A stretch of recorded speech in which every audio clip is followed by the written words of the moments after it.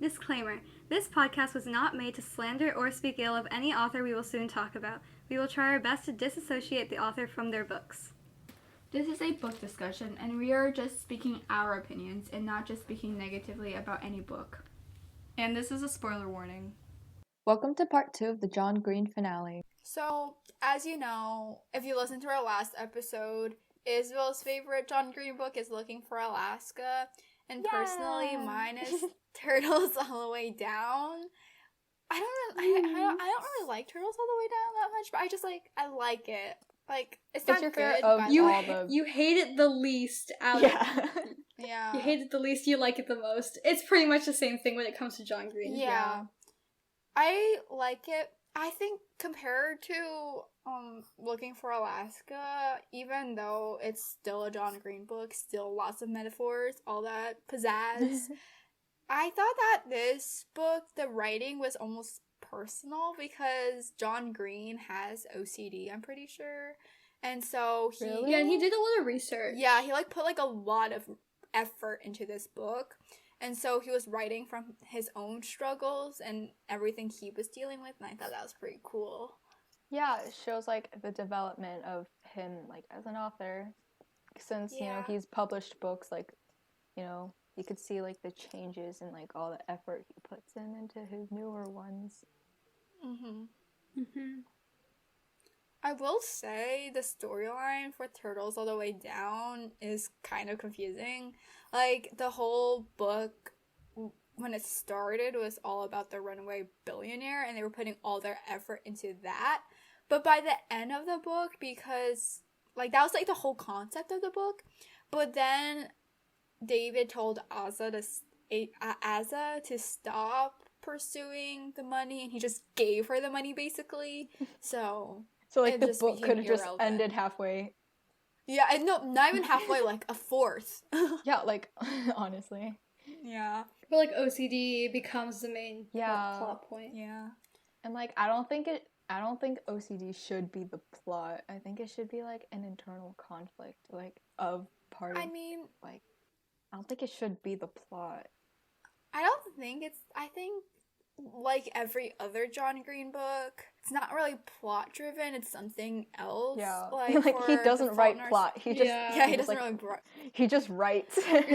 He's just writing. Yeah. For Looking for Alaska, the main focus was Alaska, I guess, in a sense, her struggles. Self-discovery. And then so for this one, it was mental health. And I don't know, I related to it kind of ish.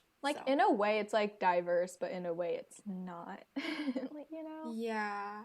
There's points that are different, but there's still that plot that is the same in the books. But the thing is, I didn't even know Turtles All the Way Down was an expression that people used. Yeah. I just clicked on the wrong Wikipedia Yeah, that page. happened to me. I searched up Turtles All the Way Down, and then I just clicked on a random Wikipedia page, and I was and then the cover wasn't even there. It's just turtles on top of each other. I'm what? I was this is not the book. Then I didn't even know it was an expression, and I was oh, that makes sense on why that's the title. I will say I do like the symbolism a lot more than other John Green books with the spiral because okay, so here's the thing. I don't want to self-diagnose. I don't think I have anxiety, but I get stressed a lot. So seeing it makes sense that once you start, you keep going and it keeps on going and it gets worse and worse. Yeah, the never-ending turtles on top of each other. Yeah. So I like it better than Labyrinth, but yeah, that's just my personal opinion. It relates to Asa, how a labyrinth doesn't really relate to Alaska. I guess Alaska's all confused and the life is a labyrinth, but it kind of doesn't really tie in with the actual characters. Yeah, because it's all relevant. Yeah, because you can see her spiraling out because of her panic attacks and all that. And is this book in first person? I can't remember. Probably, right? Yeah, I'm pretty sure it is. I think it is. Yeah. I mean, I think he always writes in first person. Yeah, all of them are in first person. So I think for this one, it works better almost because the main focus is it's intrusive thought. Yeah, you can actually see her spiraling out, And it's like interesting to see rather than like It's like one thought going to another and blah, blah, blah, blah, and then boom, she's like basically paralyzed in fear. like if this book was in third person, I don't think we would have understood Az's like situation as well than if it was in first person. Yeah, so I feel like this is one of those times where I do agree that first person was the best way to write this book, because if it was in third person and seeing all of her thoughts at once, I feel like that would have been kind of weird. Yeah, it'd be I can't find the word. Okay, whatever. Yeah, because John Green's main goal is to make you feel like the character. Like, I think that's his main reason for first person, and so for OCD, it's like you actually feel it. Yeah, but then like for Pudge, it just doesn't work. Pudge didn't work. But like, it does help people with anxiety or OCD because they can find a way to describe how they're feeling a little bit more to their, I don't know, loved ones and explain it better to themselves and understand what. Because I don't know, in my opinion, I feel like it always helps to label things so you know what it is. So. But I mean, like, labels can be deceiving. Yeah, well, I mean, I guess a metaphor is better because, like, once you have one intrusive thought, you can be like, oh, this is a spiral. Let me distract myself real quick. Because, like, I don't know. I mean, everything works for, well, different things work for everyone. But one of my favorite quotes is, your now is not your forever, which... Yeah, that's pretty good. Yeah, that's pretty dang good. It has, like, the same vibe as, like, if you don't, or like you miss all the shots you don't take. It has like that type of like vibe. Yeah, but I feel like it's like common sense, but like in a very calm, but also like scarily peaceful wording. It's like a very general type quote. Yeah, I think that like no hate. I just think that helps for people with mental health when they are feeling like, oh no, because literally like. When you get anxious, you literally think, "Oh shoot, I'm gonna die." I mean, I don't really know if I ever get anxious. Yeah, I don't know. I mean, but that's a different conversation. yeah. I don't know. I guess like this isn't therapy. This book did help me understand like OCD more than I did before. Since like people would always say, "Oh, that makes me OCD or something," even though it's like a lot more serious than people make it sound. Yeah, a lot of people like use OCD as like a general term, like or like fixing or making things more organized or neater or like you know. Yeah, they're like, oh my god, I have OCD. Like I can't have the pens like slightly unaligned. It's like some people with OCD definitely do think like that, but like it's a lot. Chances are, if you're undiagnosed, it's just that you're more of a perfectionist. Because I have a friend who had OCD, and she didn't even like saying that she had OCD, or else everyone would be like, oh yeah, I have OCD too. So instead of saying OCD, she just said obsessive compulsion disorder, or whatever OCD stands for, to like make it... That's what it is. Yeah, to like make it more like not... For people to not just claim that they also have OCD.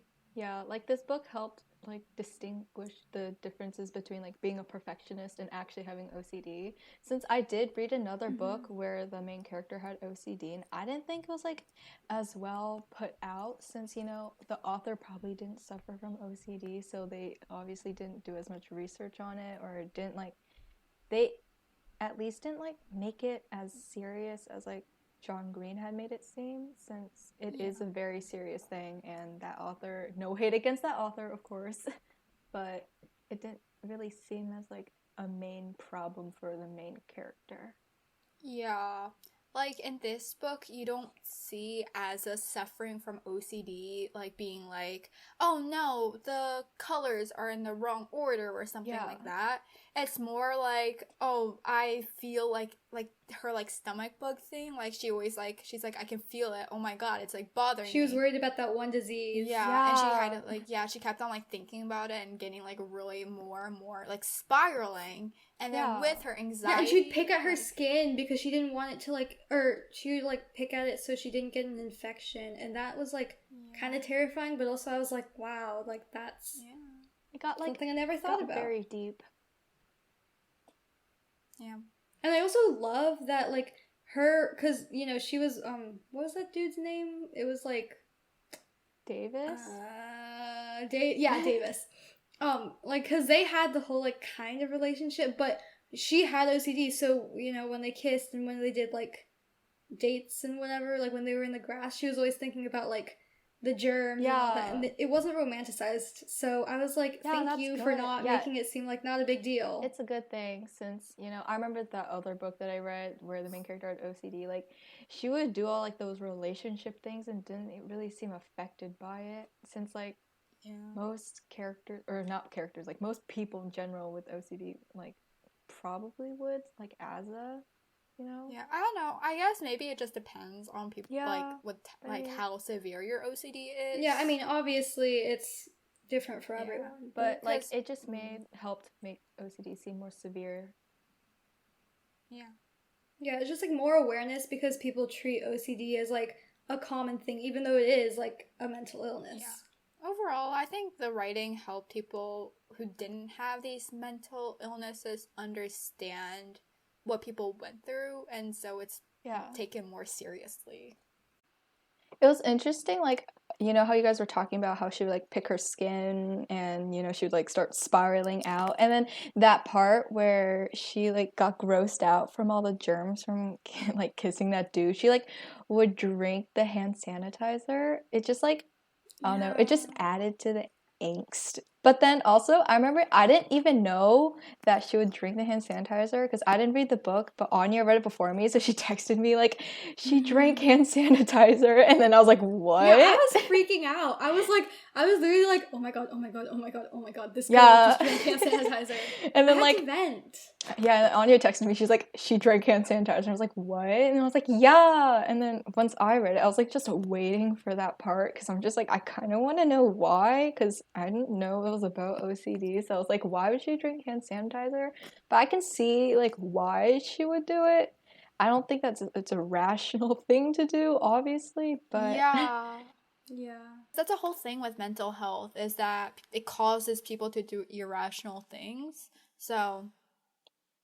And, like, she, like, started throwing up afterwards, so, you know, at least, like, there was a cause and effect type of situation where, you know, at least, like, showed, it wasn't like, brushed the over. Effects, like, the dangerous. Yeah, I mean, showed how dangerous it was.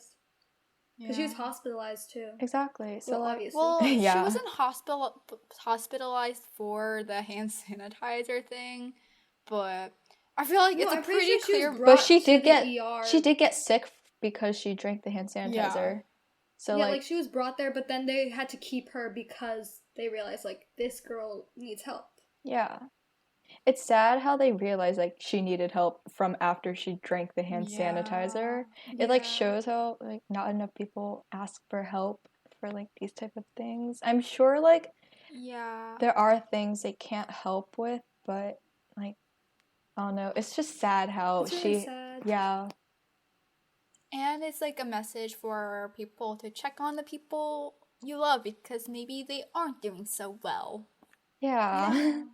I mean, like, I don't know, because to other people, like, I don't know, Asa might just seem weird, you know, or, like, crazy when, like, she's kind of just suffering from all these things. And, like, especially her friend, which we'll talk about later, but, like, her friend was still, like, patient, but, like, kind of just, like, irritated by her having OCD.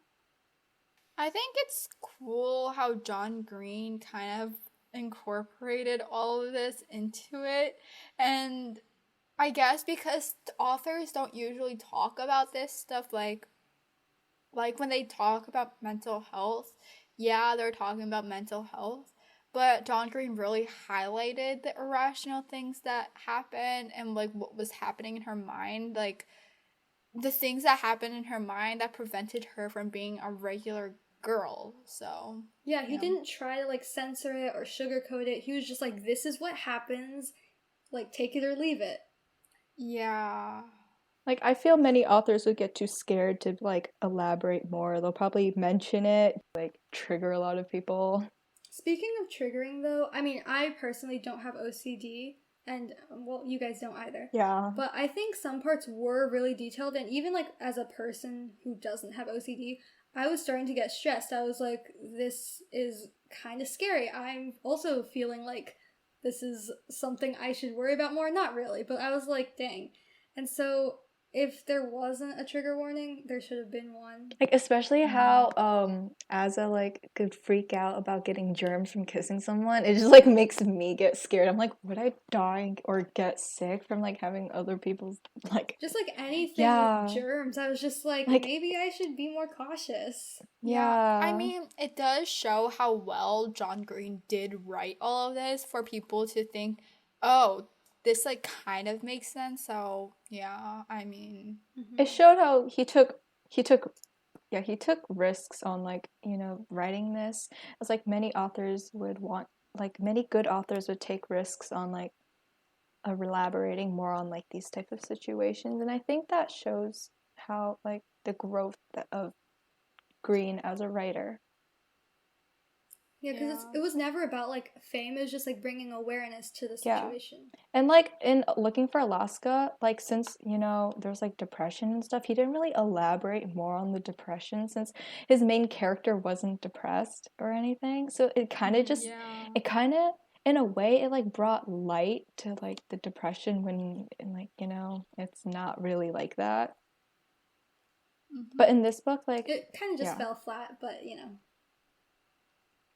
But some of the thoughts during Aza's panic attacks were refreshing to see, like thoughts that like, I'm being crazy and why am I doing this? Why am I like this?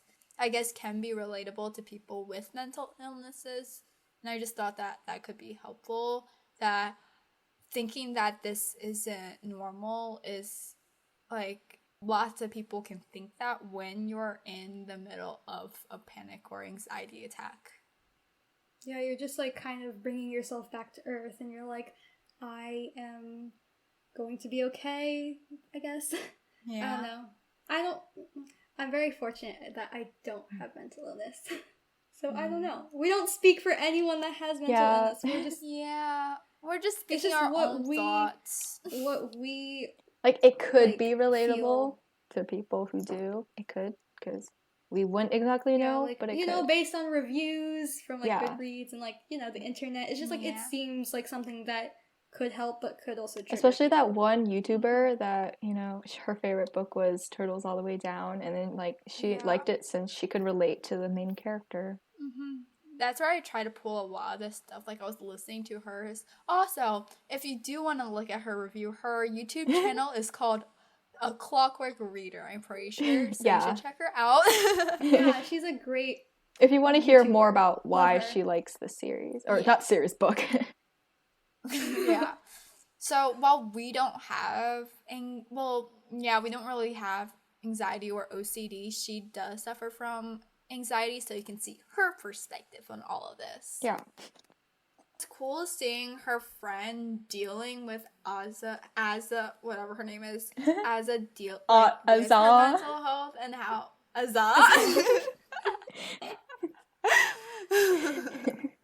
and like how she like dealt with it, and I think it was interesting, but I just didn't like Daisy. I mean, really at all. Like, I guess it's like really appreciating how like she did stick with Asa like for the most part, you know. But then like her she was kind of patient. Yeah, but then her fanfic was kind of just like that was really rude. Yeah. I mean, I get it because of Aza's mental health, she kept on like focusing everything on her and didn't really ask how Daisy was doing, but at the same time still it was not rude. the best Like way. since she also showed And Asa, like Daisy published it. Yeah. And like Asa saw it, and like I mean, it's kind of rude. That's just like the worst way to like show a friend that you don't like them. Like, just I mean, yeah. I mean, Daisy's realistic. She wasn't perfect, but she tried, and I think that's the best thing she could have done. Because Asa herself didn't even know that she was like really struggling. Like, Asa knew she was, like, not okay, but even Asa couldn't really, like... Yeah, Asa was just like, this is my lifestyle. Yeah. When Asa did find out, I feel like they got into a car crash, and they didn't even really talk about it. Like, Daisy should have apologized in some way, and I feel like Asa shouldn't have forgave her that fast, because obviously that's not okay, and that's something that should have been developed more about it. And yeah. Yeah, and during their fight, like, Daisy literally called Asa a burden because... Yeah, that was so that is rude. really bad. Like, you don't do that. Yeah. I mean, like, she's your 'Cause, friend, like, but you should be, like, treating like she's, like, a bomb or something. Or, like, an extra thing it's she like, needs you to can take care of. her, you can tell her, like, you're concerned, but you should never call a person a burden. Yeah. Like, since Asa shouldn't even be her responsibility, and she's, like, treating Asa like she is. Yeah. Mm-hmm. Their friendship was just really toxic in the beginning. Yeah, but I mean, it did get better. Yeah. That's true. So, like, there are David those was ups and downs for, like, the friendships. And there's ups and downs in every friendship, so Yeah, once again, so, like, realistic. Yeah, since this is, like, realistic. I mean, Daisy did, like, not Daisy, Asa did forgive her, like, faster than, like, but I mean, you know, it's not good to hold a grudge for a long time. You know, every friendship is different, so, Yeah, so they I mean, worked it out, and that's what matters. Yeah. Oh, his name is Davis, not David. It's Yeah, Davis. that's my bad. David. Yeah, I that's mean, my bad. Girl, you could... have you been calling him David this whole time? Yeah, I've called him David this entire time. Davis. David. It's Davis.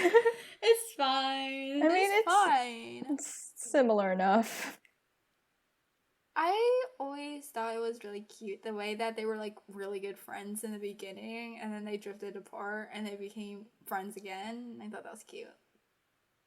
Wait, who? Davis in general is just Davis and Asa. Oh, we gotta focus more on Davis. It's not relationship. Okay, yet. I thought you were talking about Daisy and Asa, and I was like, what? No, it's No. Davis. Oh, Davis. But him and his poetry and him writing in his blog about her, like, aw. I mean, I like how Davis writes, like how he's a writer, since like you don't really see like guys as a writer, like guy characters. I mean, there are a lot of male authors, you know, Stephen King, but but you know, like as a character, you don't really see that.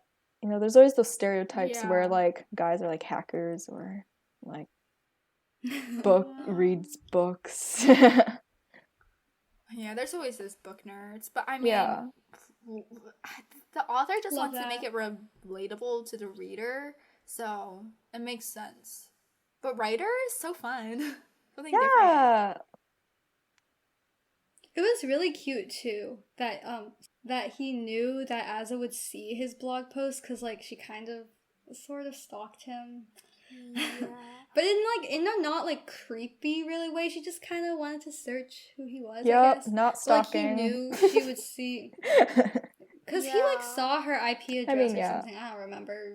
Basically, he knew, and so he was like, "I met this girl, blah blah blah blah blah." It's like, "Hi, I know you're reading this." Like that was really cute. Yeah, he like put like little messages in his writing and then the way that he took care of his younger brother, like he was dealing with his own grief that his father left them and basically ditched them, but then he had to help his own brother with his grief and Like the sibling love is real. Even though his little brother was pretty angsty sometimes. I mean, but, like, all younger who siblings are wouldn't like be that. if their dad abandoned them. Yeah. oh my god. And then when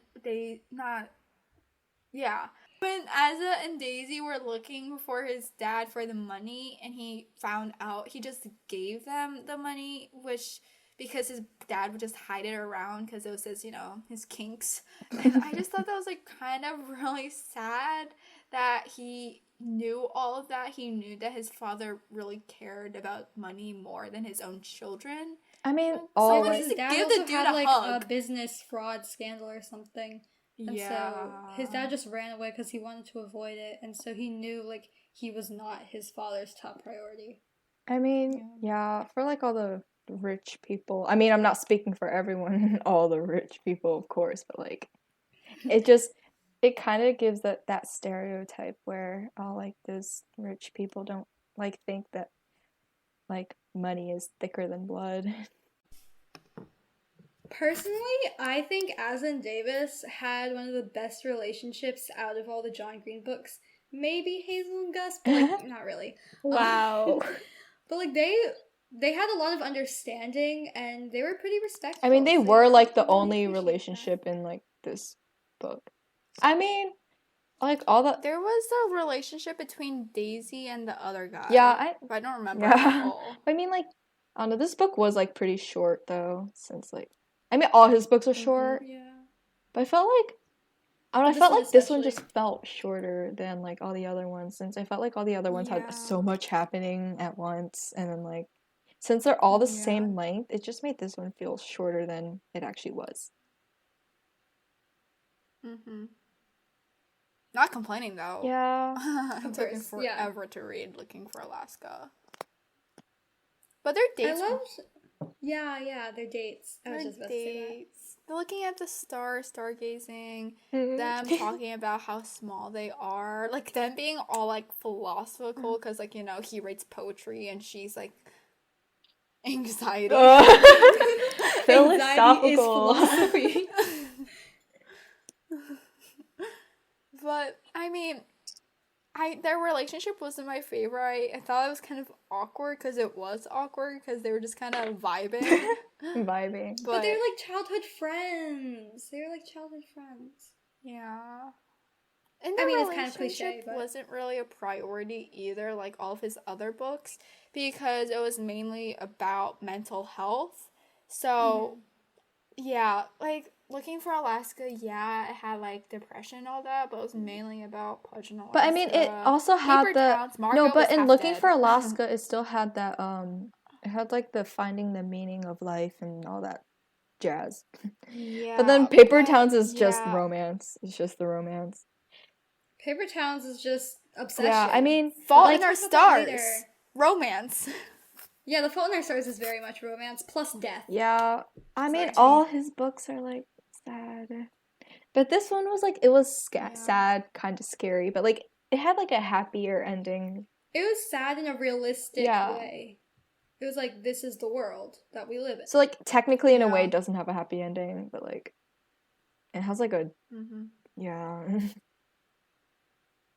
Yeah, and then unlike a lot of YA, the relationship didn't cure Az's mental health. She still had to Exactly. deal with it, and like that's And she went to really therapy. nice. Like, Yeah, she went to therapy. There's We a love that. series that I read where they literally like fixed all their mental health and all like their physical health with magic. That was not it. That was just Yikes. and like I like how this like they show that the relationship didn't automatically fix her, and that's good because it's realistic how relationships doesn't cure these things. And I mean, this happens, I think, in all of John Green's books, but like, they didn't end up together. Like, they parted ways in a very civil manner. They were like, I'll always love you, blah, blah, blah. But like, they never actually ended up together because Yeah. it wasn't meant to be. Although, like, this book isn't my favorite. I'm sure, like, you guys should already know by now that Looking for Alaska is my favorite. But I do like this book than, like, the other ones. No hate to the other books. I think this is, like, my second favorite now that I'm thinking about it. Mhm. Since it has the representation and, the other books doesn't have... Well, Fault in Our Stars kind of does have representation in a way, but, like, It was but it's basic. like it wasn't exactly the main focus. Like at the end it was. But, I did appreciate like yeah, this one. since I felt like, Fault in Our I don't want to elaborate more on Fault in Our Stars, but I felt like, the condition that the characters had were like a basic type. I don't want to say that because that sounds rude, but like but it's like more of like a like It's something that's already represented a lot. yeah, that's what I meant. Not like basic. I'm so sorry, but But you sense like you don't see enough about This like one just like OCD representation, you know? yeah, this one instead of focusing on other things that are normally focused on in YA, like relationships and all that, it was really just mental health, and I feel like that was needed. Thank you for listening to Book Expectations with Anya, Doris, and Isabel. Email us at bookexpectationspodcast@gmail.com. That is bookexpectationspodcast@gmail.com for any recommendations on what books you'd like to hear next. Make sure to follow us on Instagram, Twitter, and TikTok, and friend us on Goodreads at Book Expectations Podcast, or click the link in our bio. Tune in next week for part 3.